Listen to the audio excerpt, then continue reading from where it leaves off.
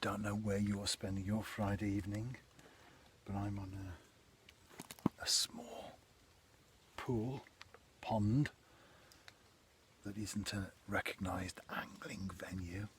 I have done 2 or 3 sessions on here so far, very short ones, and the difficulties begin before you even get to the water's edge, i.e. access, and then when you're here it's very difficult to get a bait out there. As you can see, I've got leaves and I'm on a little bit of a bank here, so you couldn't bring a chair or anything like that.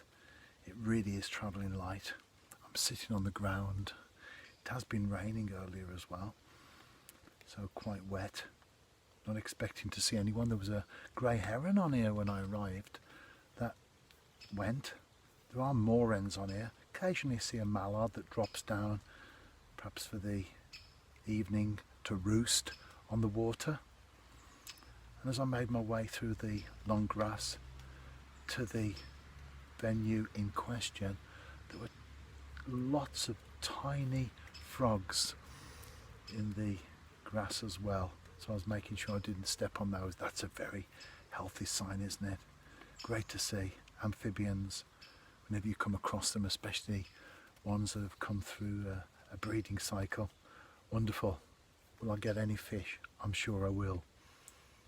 I'll be back with, let me guess, a roach or a perch. Roach. I've been here about 10 minutes, no fish yet, but I did hear a little plop just further along the bank. I looked across and there was a kingfisher on a branch that's overhanging the water. It's great, isn't it? I do marvel at the world of nature and how birds like kingfishers make their way up brooks and streams and across meadows even, and inhabit small ponds, or at least visit them from time to time as part of their territory. There's one particular brook that I fish for 3-spine sticklebacks, and that is so far removed from any water of depth, but I've seen kingfishers up there, which is great to see. I love angling. It puts you at the heart of the natural world, doesn't it? So peaceful and quiet this evening. You might not necessarily catch big. Oh,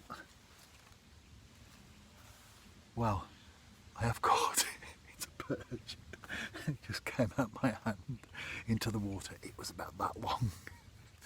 And I was about to say, you might not necessarily catch big, but the thrill is to catch anyway. Let's see if I can get another fish, and this time show it in front of my iPhone.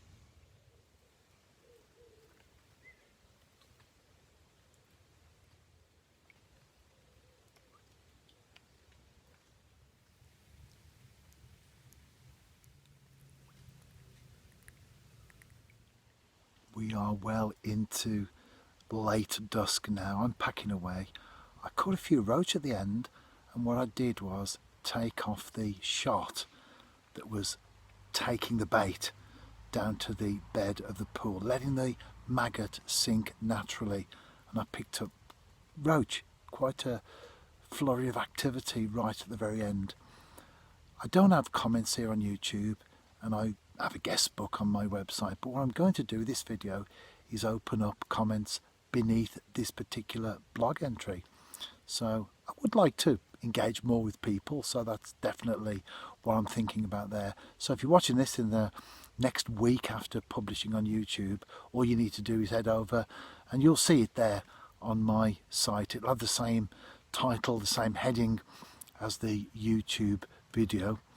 And if you maybe further into the future, just copy and paste the headline or type in the headline in the search engine and it will pop up. So my question is, do you fish off the beaten track pools and ponds? And if so, do you get some surprises along the way?